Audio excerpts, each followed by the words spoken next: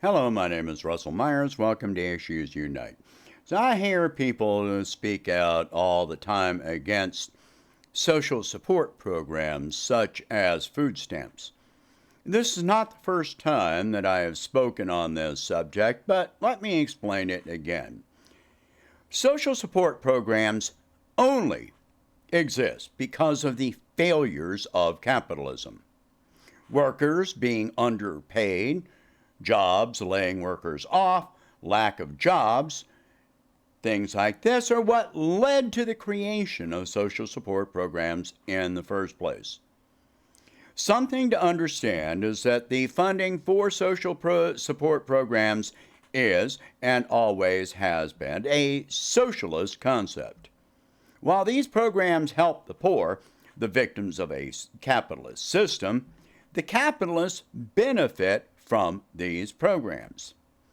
The more these programs are subjected to reduced funding, the more the general economy as well as human well-being, suffers as a result. Capitalists will always say the free market can do better.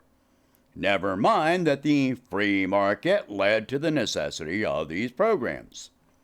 Then, when you ask these ideologues to explain in detail how the free market would solve any of the failures of the same free market, they are never able to give details, just more tropes and insults. Always insults. So let me explain how programs such as food stamps work and why the free market would collapse without these programs. I am merely using food stamps as an example. Assume you receive food stamps. When you go to the grocery store, the store takes the food stamps just as they do money. They are processed in a manner similar to credit or debit cards. In fact, stores tend to prefer food stamps because the EBT cards do not require a processing fee for each transaction, whereas credit and debit cards do. When you spend money from your EBT account, you are not simply buying food. The money you spend pays wages. That money maintains and even creates jobs.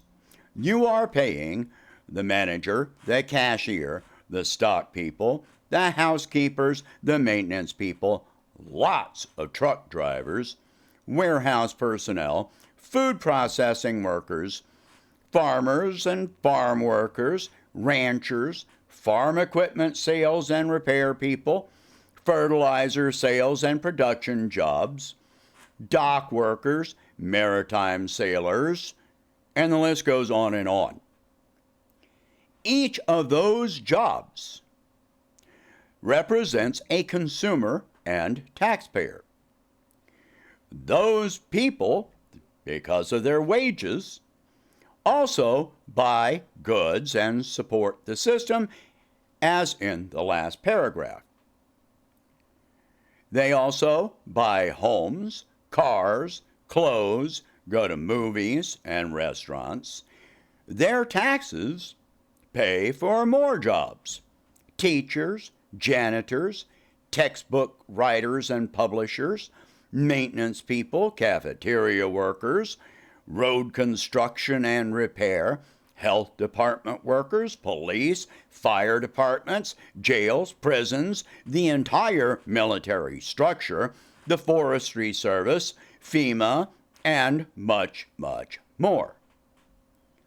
Each one of those jobs represents a consumer and a taxpayer, forming a cycle as these workers all pay into the social support programs. All right? So, each of those workers also pay into Social Security, Medicare, and Medicaid, each of which supports and creates millions more jobs and form more cycles in the same manner. It is estimated that at least 70% of food stamp recipients work full-time, but are underpaid by capitalist employers.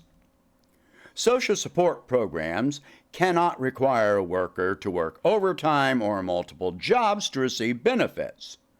After all, where would any of that end? If recipients are parents, when would they ever spend time with their families?